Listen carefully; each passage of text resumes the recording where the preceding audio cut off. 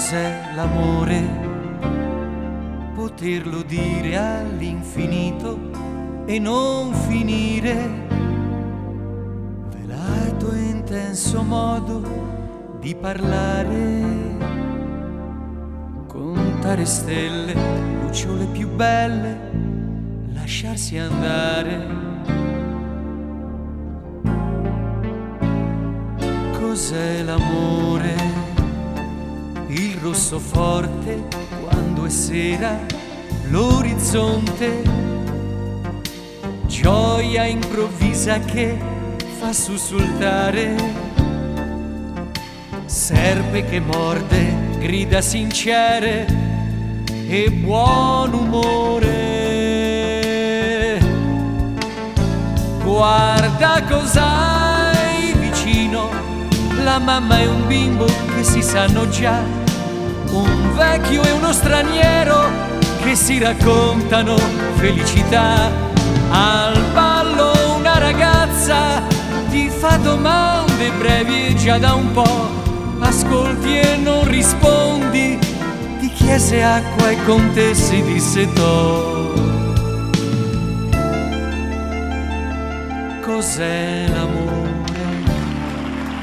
È la certezza di una donna, la passione, terra, peccati e frutta di stagione,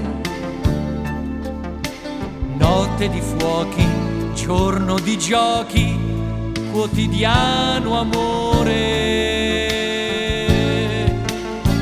Senti cos'hai vicino, musica forte per dimenticare gli affanni di una vita che corre avanti e indietro da gridare, e tutto il mondo in piazza ad incontrarsi almeno per un po', e intorno un canto che onestamente bello ti rubò. Cos'è l'amore? Semplicemente voglia pazza di calore, in ogni incontro c'è una storia vera, seme con seme germoglierà, sarà primavera.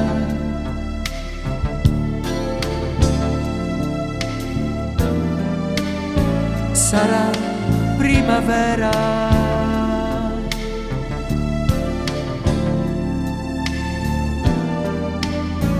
Sarà primavera.